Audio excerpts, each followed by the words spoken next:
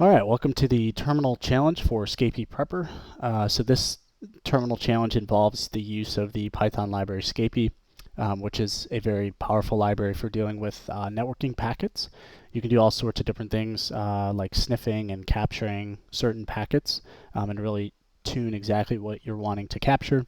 You can then dissect and analyze those packets, looking at specific types of headers or different contents within a packet.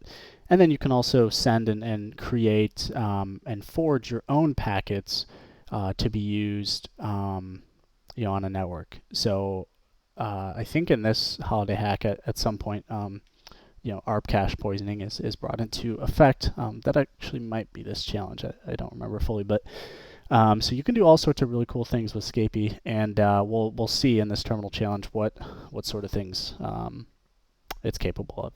Again, it's a Python library, so if you know Python, just looking at the docs, it's pretty easy to pick up and start using, especially with all the examples they provide. So let's get right into the challenge. It's on the 4th floor, which is where the NetWars is going on, and it's right here. So we'll just click that to launch, and then let me move this guy down. Okay, so it's on the way. Type yes to begin. So here we're basically being asked a series of questions, and we have to respond to those questions with our answer. And we do that with task.submit. We can get some hints and help with task.help. And then if we want to see all the stuff we've already answered, we can type task.answered. So to get started here, it says run the task.submit function passing in a string argument of start. So we can do exactly that. Okay, correct. So submit the class object of the Scapy module that sends packets at the layer 3 of the OSI model. So if you're unfamiliar with OSI model, it is a networking model that defines the different layers of abstraction on a network, basically starting at layer 1 and building up from there. So layer 1 is the physical layer, and that is the actual medium or place where signal or binary transmission is going on, before any of the network protocols that you're familiar with, or might be familiar with, like TCP, UDP, even take place. So, for example, on a CAN bus, the physical layer for that is quite literally a twisted pair set of wires in which a voltage signal is being sent across, and the level of the voltage, as I've defined in my CAN bus video, that defines the bits, the zeros and ones, which make up the data of the traffic being sent over the wire. And we build up from there. We go to the data link layer, go to the network layer. That's your IP addresses, your address resolution protocol ARP, ICMP requests, and responses. And then we go, the infamous, or not infamous really, but well-known TCP UDP protocols at the transport layer, and keep building up from there all the way to the application layer, which, for like web applications, the traffic that those use, such as HTTP. So it's basically a model where it's building up the layers of abstraction, starting from the actual physical medium that the network is running on, going all the way up to the applications that humans write at a high level code, typically in a high level coding language, to leverage and take advantage of networking. So this question is asking for the class object of the Scapy module that sends packets at layer 3. So layer 3 being our network layer. So here's a couple example protocols. And to find that out, we can head to the Scapy API documentation and take a look at some of the docs here. So just having read through this before, it talks about sending packets. So here it says the send function will send packets at layer 3. And that basically means it's going to handle routing and layer 2 for you. And then if you wanted to deal with layer 2, you could use the sendp function, which is going to work at layer 2, which is even, less abstraction. So, all right, so our answer for here, obviously send. So we'll go ahead and submit that. And we're not going to submit it as a string because it's asking for the actual module name. So we're just going to give it send. Next, submit the class object of the Scapy module that sniffs network packets and returns those packets in a list.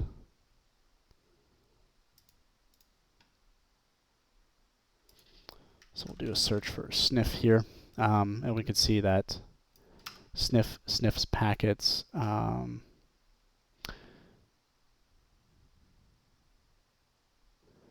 Okay. So if we do a full search for sniff,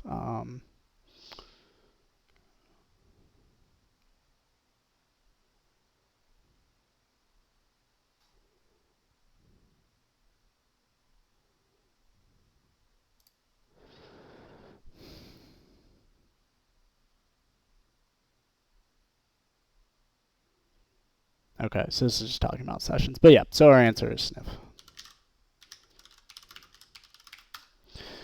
Next, it's asking to submit the correct number from this list that would have Scapy successfully send a TCP packet and return the first sniffed response packet to be stored in a variable named PKT. So all these are storing whatever results from these calls in PKT, so we're fine there. We're not looking to sniff, we're looking to send and receive. So we're not going to worry about sniff. Send P works at layer 2, which is not TCP. We want layer 3. Now SR1, we can do a search for that. And this is saying sends packets at layer 3 and returns only the first answer. So it's exactly what this is asking for, SR being send receive, and probably 1 being that it returns the first answer. So we'll go ahead and task.submit the number of the correct command, and that is 1. Now submit the class object of the Scapy module that can read PCAP or PCAP-NG files and return a list of packets. Okay, so again, this is really just getting familiar with what Scapy has to offer. Again, or not again, but we'll eventually start getting into actually writing some Scapy code, if you will. But I'm just going to do a search for PCAP here. And let's see.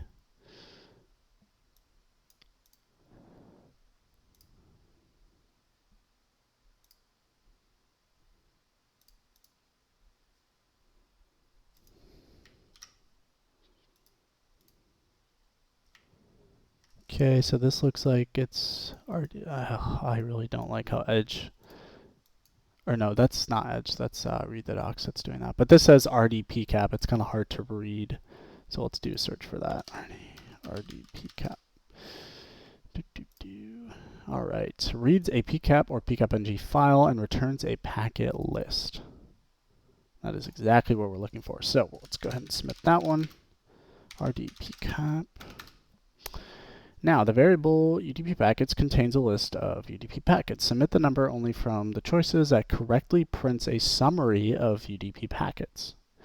So just from my knowledge of reading the documentation, this would be .show.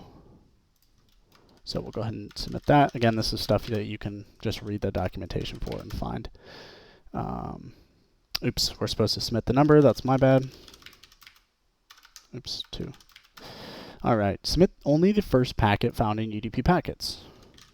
So to do this, UDP packets is an array. So we can just submit the first element of that array. All arrays 0 indexed in Python. So we'll submit that. And that'll be, again, it's an array of packets. So we're submitting the first element in that array, which is at index 0. Next is saying submit only the entire TCP layer of the second packet in TCP packets. So the way this works is we have our TCP packets array. We're going to submit the second packet, which is going to be at index 1. And then we want just the TCP layer of that packet. So the way we can do that is basically we're taking the value of the entire packet here, and then we are getting the element or the value at TCP. We can submit that. Okay. Yeah, most of the major fields can be accessed in that fashion. Change the source IP address of the first packet found in UDP packets to this localhost address, and then submit this modified packet. Okay, so we can do this a number of ways. We can just submit this right into task.submit, or now let's not do that. So let's make a new variable packet pkt, and let's do UDP packets at 0. Okay, so now that packet is stored in our packet variable, pkt variable, and then it's saying to change the source IP address of that first one. So we'll do pkt, and then the source is stored at src, and then we'll set that equal to 127.0. Actually, just to show you, if I do .show, we can see this prints out all of this.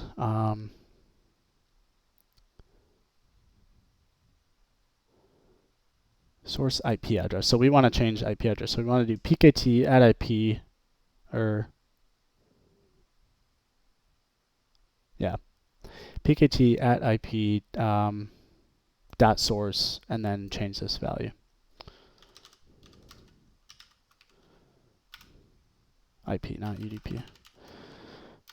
.src is equal to 127.0.0.1. And then I think we just have to submit that packet. Submit pkt. All right, submit the password of the user Alabaster as found in the packet list TCP packets.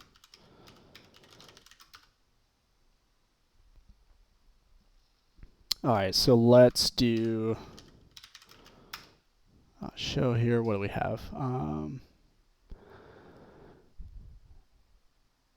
Okay, looks like we've got some FTP going on here. Okay, so let's take a look at the first packet. TCP underscore packets at 0.show. Let's take a look at those contents.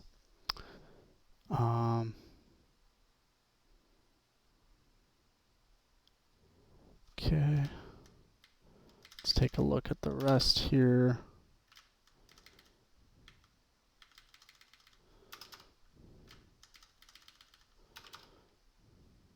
Here we go. So now we're getting some data here. North Pole FTP server. Okay, let's take a look at the next. Okay, so what's happening here is we are iterating and viewing basically each of these packets, the return response packets. And we are seeing, similar to what you would see in a Wireshark capture of like FTP, server and client interaction. We are seeing the user Alabaster authenticating to the FTP server. So let's keep going. Password required. So we're looking for the password. Pass echo. Okay, so the password seems to be echo. So what are we submitting? The password or the packet? Password. Okay. Task.submit echo. Awesome. Ah, nice. So we can grab the raw data payloads from TCP packets using that little one-liner there. That's cool. The ICMP packets variable contains a packet list of several ICMP echo request and ICMP echo reply packets. Submit only the ICPM checksum value from the second packet in the ICPM packets list. Okay, so let's go ahead and just show out the second packet and just take a look at this here. And it looks like it just wants us to submit this value. So we can do task.submit at ICMP dot CHKSUM, and that's just going to return that checksum, ICMP checksum. Awesome. Submit the number of the choice below that would correctly create an ICMP echo request packet with a destination IP of localhost stored in the variable named PKT. Okay.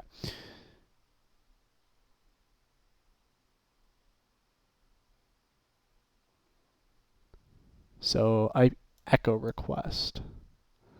Okay, well, we don't want to reply, so this one is out of the question. So it's basically, do we need to have the ether or IP value?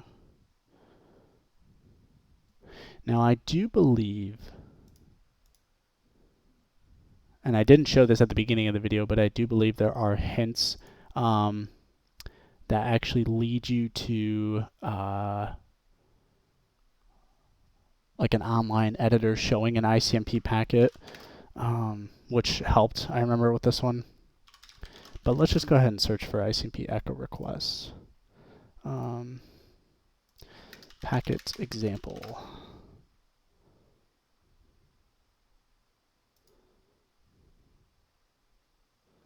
Nope, nope, nope.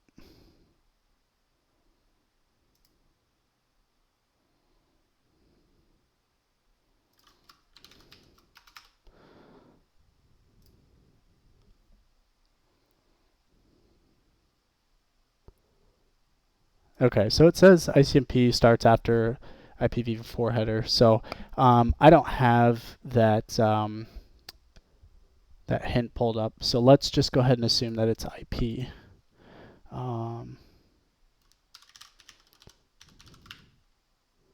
So let's submit 3 and hope we're right here. Yes. Okay.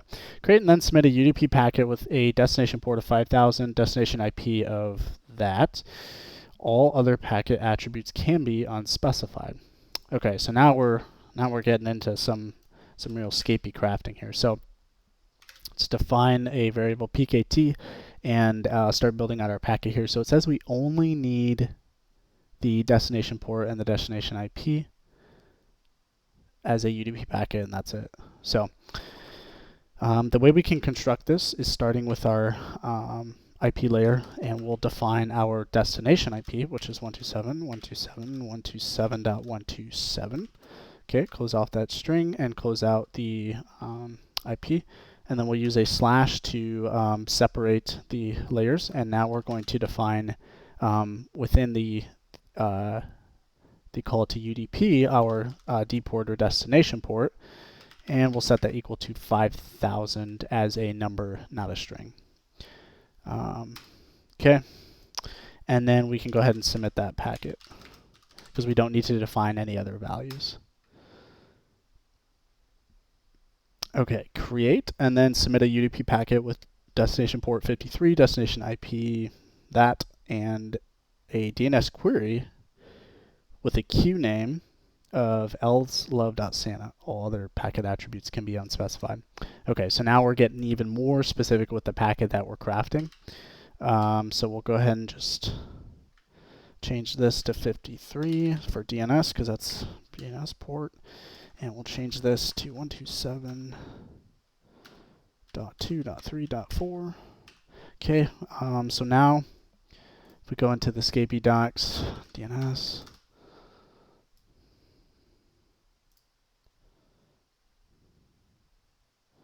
alright, so we've got some field descriptions here. I actually had to do a bit of research online to figure this one out and find some examples.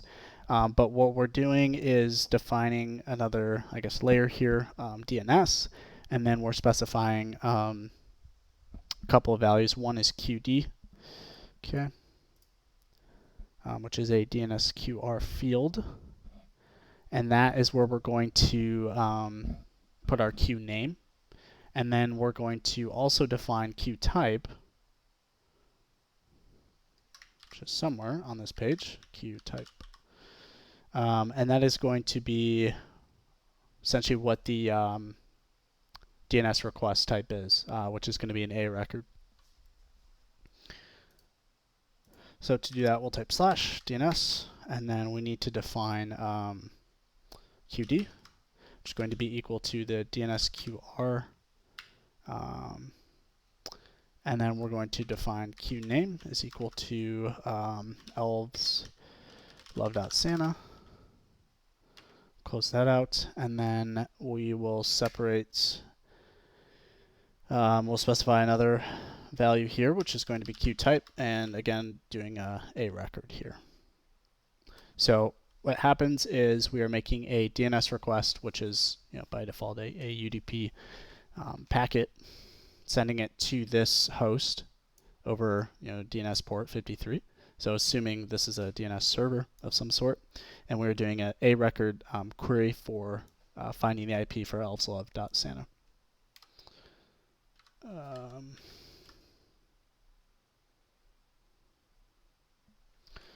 Q. Let's see what error. I think I'm missing a parentheses to close out here. Oh, my bad. This is supposed to be inside the DNSQR. Which then that would close that out. And that would close the DNS call out. Okay, so we can go ahead and submit our packet. And correct. All right.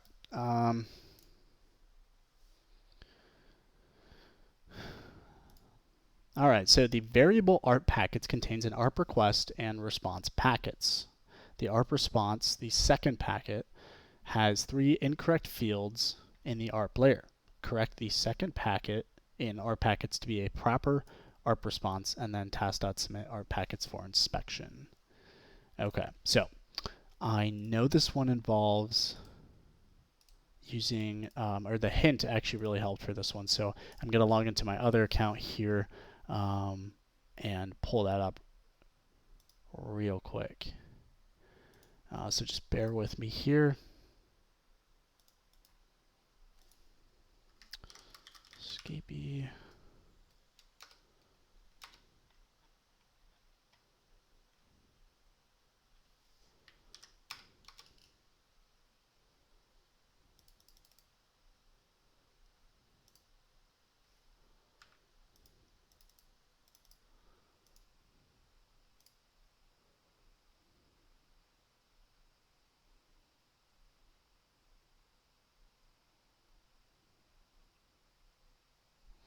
Let's try task.help.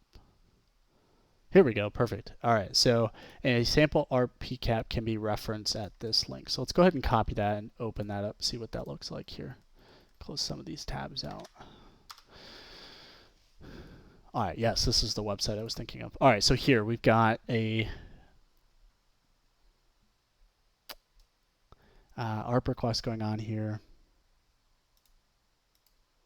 So who has this IP, tell this IP, and this would be the response. 3 fields are incorrect. Okay, so this is a nice hint. It tells us exactly what we need to fix. And it says we can run reset ARP function to reset the ARP packets back to the original form. That's cool. All right, so let's do pkt equals ARP packets at 1 pkt.show. Okay, so let's first show the request, and then the response is this. Okay, so this request saying who has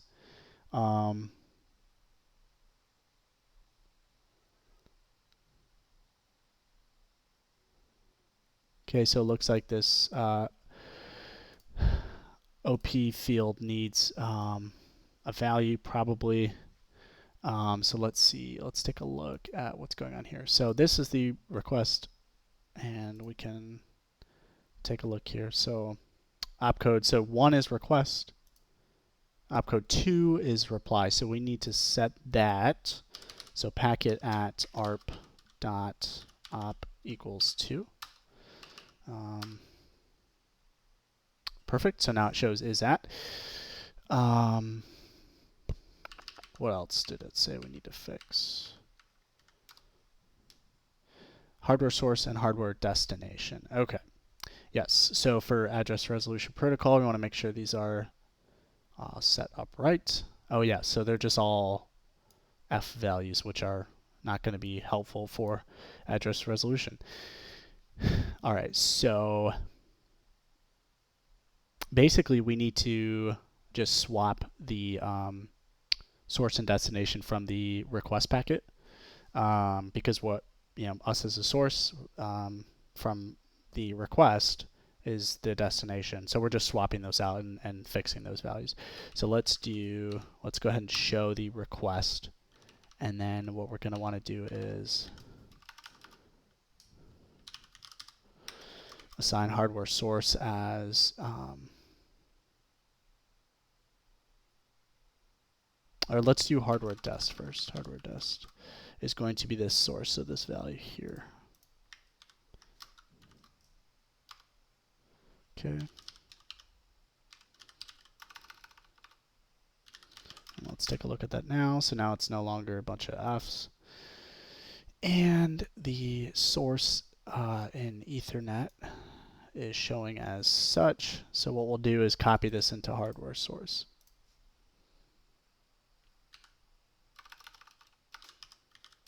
Packet at arp dot hardware source. All right, so let's go ahead and submit that. Incorrect.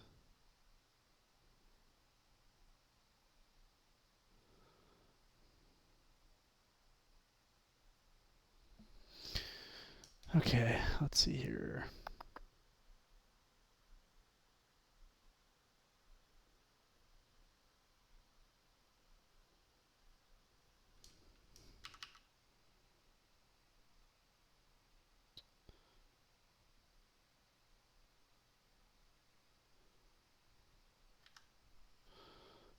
Let's show that out.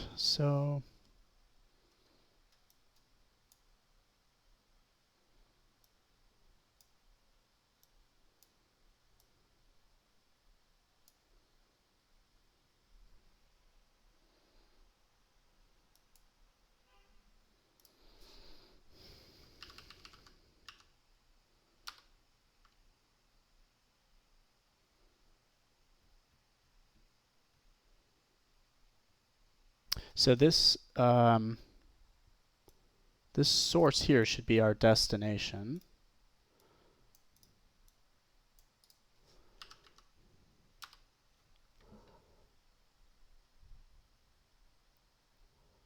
Which it is.